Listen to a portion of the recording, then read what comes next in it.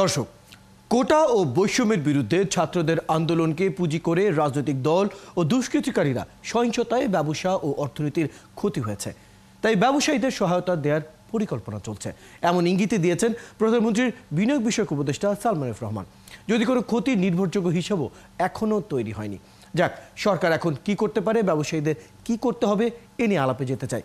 আমাদের সাথে যুক্ত আছেন বিভিন্ন চেম্বার সহ এফবিসিসিআই হিসেবে বহুদিন ধরে যুক্ত উদ্যোক্তা ও ব্যবসায়ী নেতা এবং Bangladesh chamber of industry BCI এর সিনিয়র ভাইস প্রেসিডেন্ট প্রীতি চক্রবর্তী। আপনাকে স্বাগত জানাচ্ছি অর্থযোগের আজকের আয়োজনে। ধন্যবাদ সময়টুকু দেওয়ার জন্য। প্রথমে যেটি জানতে চাচ্ছি, আজকের সভায় ব্যবসায়ী নেতারা বন্দর, জাতীয় রাজস্ব বোর্ড সংক্রান্ত, বাংলাদেশ ব্যাংক, অর্থ মন্ত্রণালয় সব মিলে মোট 5টি দাবি তারা তুলে ধরেছেন। আপনার মতে এই বিষয়গুলো নিয়ে আসলে আপনার মতামতটি জানতে চাই।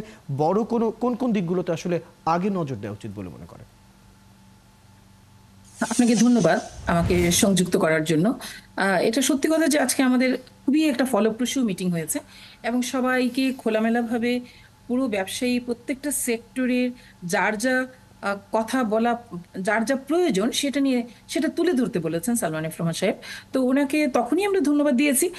ইনফ্যাক্ট আমি আমার বক্তব্যে যেটা বলতে চেষ্টা করেছি সেটা হচ্ছে যে আমাদের ব্যবসায়ী উদ্যোক্তাদের মধ্যে যে একটা ভয় কাজ করেছে, একটা ভয় যে ঢুকে গেছে, এটাকে দূর করার জন্য উনি যে পরিকল্পনাটা করেছেন আমাদের সঙ্গে প্রতি 3 মাস পর পর বসবেন, এটাকে আমরা সবাই স্বাগত জানিয়েছি এবং আমরা আশা করছি যে এভাবে যদি আমরা প্রতি 3 মাস পর পর তার সঙ্গে বসতে পারি, এবং একই সঙ্গে আমাদের ফেডারেশনের প্রেসিডেন্টও মতামত দিয়েছেন যে প্রত্যেকটা চেম্বার এবং অ্যাসোসিয়েশনের নেতাদের সঙ্গেও ইন্ডিভিজুয়ালি বসে আমাদের কি করণীয় সেটা ঠিক করবেন। যদি এই বিষয়টা চলতে থাকে ক্রমাগতভাবে, আমরা আশা করছি যে আমাদের মধ্যে যে বিষয়টা এখন তৈরি হয়েছে, যে ক্ষতির বিষয়টা চলে এসছে সামনে, এটাকে আমরা খুব দ্রুত সমন্বয় করতে পারবো। এটা হচ্ছে প্রথম কথা। দ্বিতীয় কথা হচ্ছে যে আমরা যেটা চাই যে আমাদের নিজেদের ইমেজ পৃথিবীর সব রাষ্ট্রে কিভাবে আমরা এটা পুনরুদ্ধার করতে পারবো, এটা মানে একটা পয়েন্ট থেকে, আমাদের সরকারের পয়েন্ট থেকে অথবা বিজনেস এন্টারপ্রেনারদের পয়েন্ট থেকে সেটাকে তুলে ধরা। থার্ড যেটা আমরা চেয়েছি যে আমাদের যে নেক্সট জেনারেশন, তাদেরকে আমরা আমাদের মূল স্রোতধারায় কিভাবে পজিটিভলি ফিরিয়ে আনবো, এটাও আমাদের একটা চাহিদা ছিল।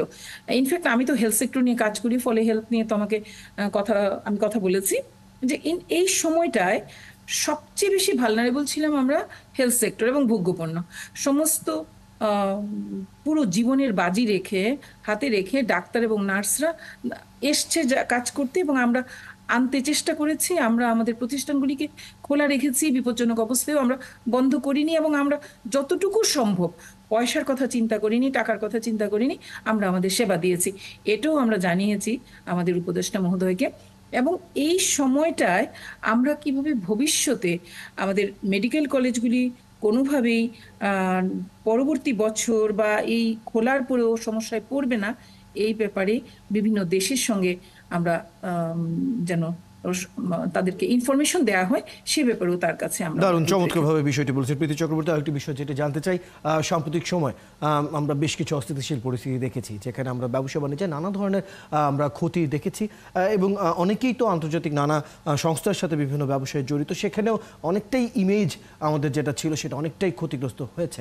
তো সেই ইমেজ পুনরুদ্ধারের জন্য আসলে এখন আসলে ব্যবসায়ীরা কি করতে পারেন এবং সরকার আসলে কি করতে পারে, একদম ছোট করে জানতে চাই।